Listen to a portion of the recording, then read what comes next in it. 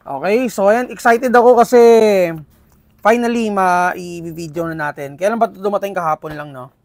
So ayan, ma-video natin tong tatlong GNG na rifle. Ito yung ano, GMS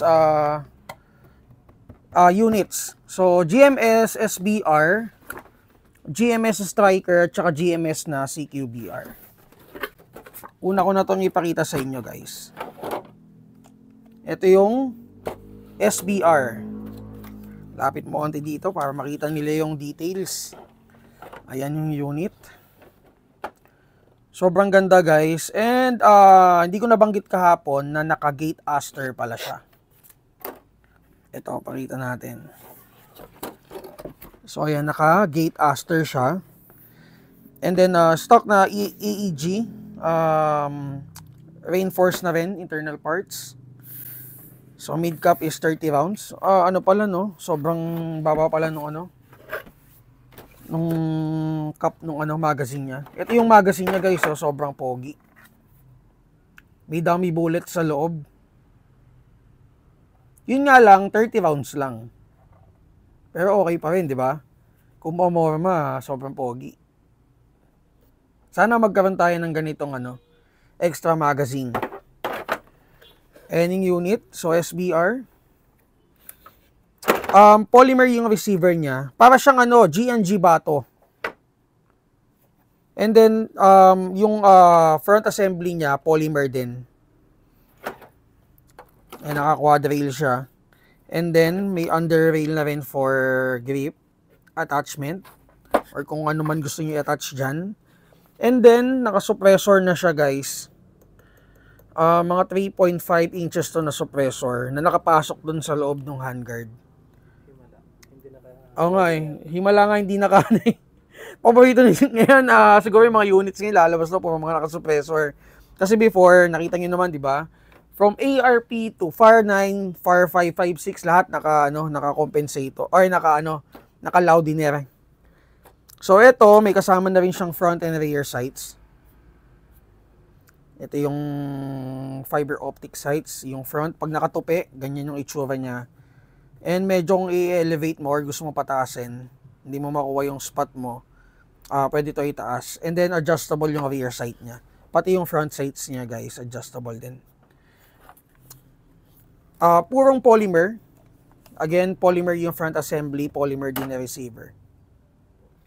Kaya sobrang gaan. Perfect for CQB gaming. Charging handle niya is polymer din. Ayaw bumaba nito. Ayan. So, kailangan persahin. Naka-rotary type chamber. Ano siya, guys? CM16. Yung magazine release niya is ambi. And then, grip niya is polymer din, GNG. And then, itong stock niya is GOS na stock. Yung battery compartment niya, mag-rely lang tayo dun sa spacing ng buffer tube. So, ang pinaka-max na malalagay natin dito is at least 1.6 mAh. Which is yung Blitz natin. Yun, ang recommend. Di ko alam kung meron pang iba pang mas mataas na Tutsi type bukod dun sa Blitz sa market. Yung ano pala, yung 1.8 na UFC. Yun pala, yung pinakamataas na meron kami, 1.8. Naka-dings plug na yun. And then, may swivel na rin siya, guys. For sling attachment. May battery na ba ito? Wala pa. Okay, so... Uy, bilis lang pala. Ganun lang. Ayun, guys, bilis lang maano. Ito lang yung pinakalock nyo. Bababa lang to. Ayan. Mari-release na yung stock. Paano to? Yan, ganyan. Okay. Ito. Ayan, okay. So, mag-lock na siya na ganun. So, butt plate niya is ito, rubber. Ganda ng stock nito. Siguro, guys, para lang din medyo ganahan yung iba sa inyo, bigay tayong discount. So, para doon sa mga kukuha tomorrow and sa Sunday. Sunday wala tayo Wala tayong walk-in. Pero kung kukuha kayo ng Saturday, tomorrow, at saka Sunday, bigay tayo less 1.5. So, ayun. Para lang dun sa kukuha ng, kung di kayo aabot, kung Monday na kayo kukuha, wala na tayong discount. For, itong tatlong GNG rifles. Ayan. So, makikita nyo dun sa loob, ito yung wirings niya. Naka-DINS plug na siya, guys. And may tatak siya na gate aster. So legit siya na naka-gate aster. So V2SE aster. Sige, test natin. Check natin kung ilang FPS. Kanina nag-test kami nito. Ito ba yon? Tinest natin. So nakita namin, guys, yung isang unit. May na-release kami dito eh. Isa pa lang. Ayun, pumasok na siya sa programming mode niya. May na-release kami dito, nasa 420 FPS, kaya nagulat kami. Kasi, ayun, ngayon lang ako nakita na nasa 400 FPS 400 plus eh. Kaya nagulat ako kanina, sabi ko parang himala, 420 si GNG. Kasi usual FPS niya, di ba, para sa mga GNG fanatics. Alam niyo naman, nasa 330 lang yan. Mataas na yung 370, 380 sa kanya. Pero kanina, yung isang unit dito, nag 420. Ayan, test natin. So, 30 rounds lang to Para ka naka-GBBR dito. Pero, for sure naman, meron tayong aftermarket magazine na mag-fit dito. Pero, syempre, hindi ganito ka-pogi. Sobrang pogi nito, guys. Ayan, Ito talaga nagbigay ng dating sa kanya, no? Sana merong try nating umorder ng ganito. Ng ganitong high cap magazine. 419. Oh, 'di ba? Kasabi ko sa inyo nasa 420 siya, guys. So ayun, siguro sabihin natin yung mga CQB game sites dito sa Manila or Metro Manila is nasa 400. So magbababa na lang kayo ng onte. Pero ayun yata parang may mga 420 rin yata. So good thing medyo nagtaas si GNG. Auto natin.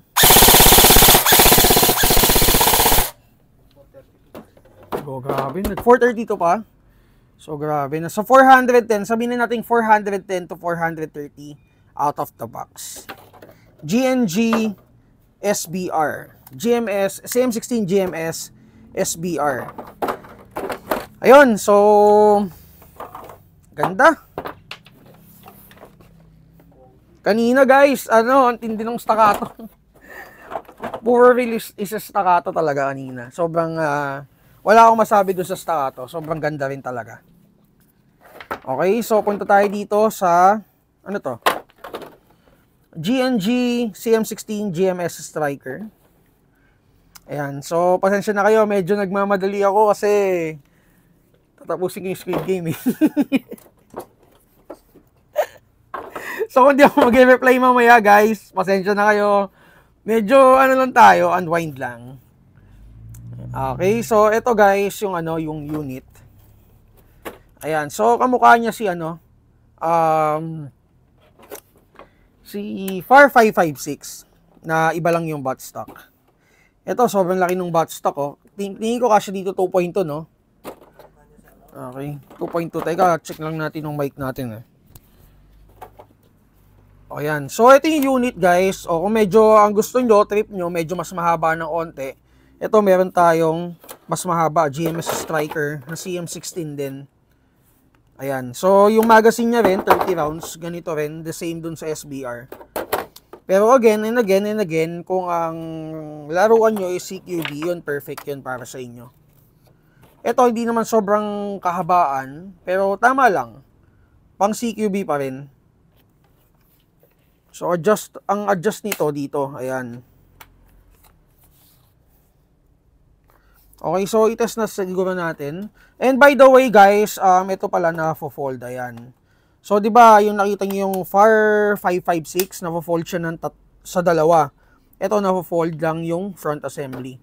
And front assembly niya pala is polymer. Receiver is polymer din. Naka-loudiner siya, ayan, naka-amplifier. And then, may swivel na rin siya for sling attachment. Yung charging handle niya is metal. Metal to, guys. Yung sights niya, The same dun sa SBR, naka fiber optics din yung tupi niya. And then adjustable din. Pwede mo siya ma-elevate pa taas, na-fold din. So yun, ano pa ba? So mag-catch, ambi. And then polymer body, polymer din ng grip. Yung stock niya, yung itsura yung stock. Medyo bulky.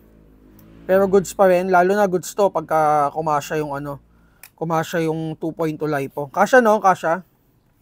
Storm power, kasya guys. So ma-maximize natin yung battery capacity. Parang mahirap ah. Mahirap. So guys, medyo mahirap lang yung tatanggalin mo yung back plate. Mas okay na siguro dito, pero hinay-hinay lang kayo kasi medyo nakakaipit to kasi parang metal yata siya. Ingat-ingat lang. So naka-gate aster din to. Ayan. So lahat ng GNG na dumating sa atin naka-gate. Kaya ano, expect na kayo maganda yung performance niya out of the box. Sige, G natin. Ayan. Pogi. Hindi talaga ng magazine. Mag-check nga ako mamaya nito sa net. Kung merong makukuha na nitong magazine na to. Ganda oh. So guys, tomorrow na lang namin i-check yan. I-check, i-check kung ito bang unit na to is compatible sa ibang magazine or kung saan siya compatible. Ayun, so pumasok na siya sa programming system niya. And then, teka, silipin nga muna natin to. Okay, so wala naman. Brochure lang. Kami palang pistol ng GNG, no? So, brochure lang siya. Ayan, so yung target nila, yan. So, ito, CM16 GMS Striker. Ito yung QR code. Pag pinasok mo dyan, makikita nyo yung guide para sa, siguro sa programming. And then, may kasama na rin pala siyang ano to. Parang cleaning rod, no? Ano to? Pang quick release ng? Okay. So, pang quick release to. So, ayan guys, add natin dun sa specs niya. Quick release siya, guys. Sorry, kala ko cleaning rod. Ito pala yung cleaning rod. Okay, so again quick release siya. Kung if ever na pagpapalit kayo ng spring, nalakasan kayo, nahinaan kayo, sa likod lang yung palit. Sige, test natin.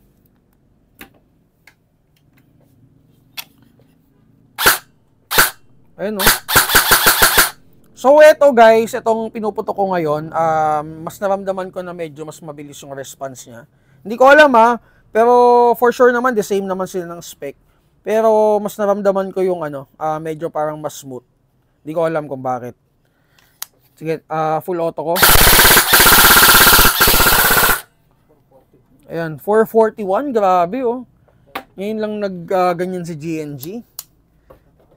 Ang taas. So for sure naman, kaya naman mataas yung FPS niya is maganda na rin naman or nag-update na rin naman siguro sila ng internal parts. Hindi naman sila magpapataas ng FPS kung hindi in-upgrade or in-update yung internal parts sila. For sure, in-update yan. Sige. Ayan. So, hindi ko alam yung tawag dito. Eksaktong tawag. Ayan, pagka nauubusan na ng walang natitira kasi. So, pinupush nung spring or yung follower, yung bibis pataas. Diba? Ang usual is may natitirang 4. Lagi may nalalaglag na 4. Dito, sa GNG magazine, inuubos na. Inaakit na nung mismong magazine. Okay, so punta tayo dun sa huling unit. Ayan, so ang natest na natin is CM16 GMS Striker, CM16 GMS SPR, and then punta tayo dito sa panghuling unit natin na GNG, which is the CM18 GMS CQBR. Yon. Okay, so yan, meron tayong medyo mas mahaba ng onte or mahabang unit from GNG. So, CQB pa rin yung niya.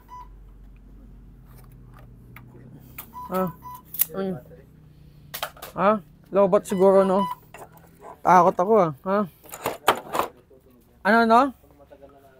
Okay. So, meron din siyang ano, parang sensor, ganun, no? Okay, guys. So, ito, maikli pa rin naman siya. Kung yun, nasa 7 inches, no? Tama. Kung yun, nasa 4 inches sa SBR. Ito, ayan, 8 inches. Ito naman, guys, nasa 9.5 inches. Ito yung CQBR. So, front assembly pa rin, polymer, receiver, polymer, sights, the same pa rin dun sa naunang dalawa. And then, yung flash hider niya, ito, ganyan yung itsura. Parang siyang, tri-prong na flash hider. And then, tingin ko yung outer barrel niya is polymer din, kaya magaan.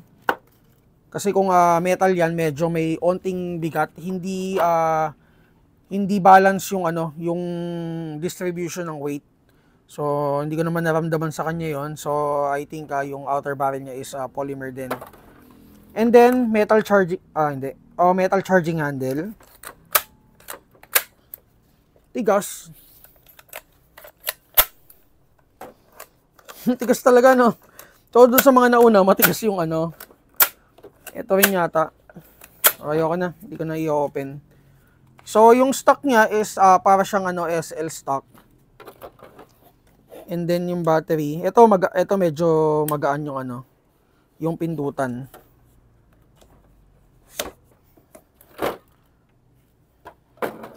So guys, i-test natin.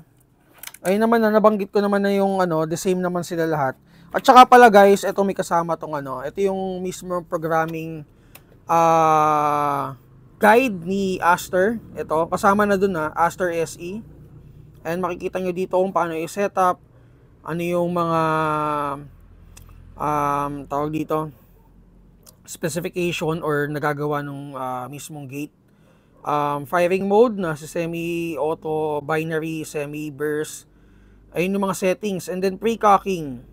So meron na rin pre-cocking, battery protection. So hindi agad-agad masusunog yung battery nyo. Active braking, if ever may magka-problema siguro doon sa battery is mag-active brake siya. And then yung advanced na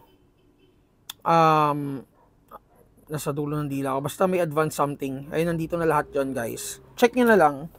And then review nyo.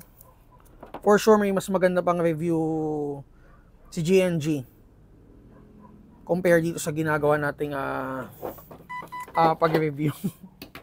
Okay. So, ayun, test natin.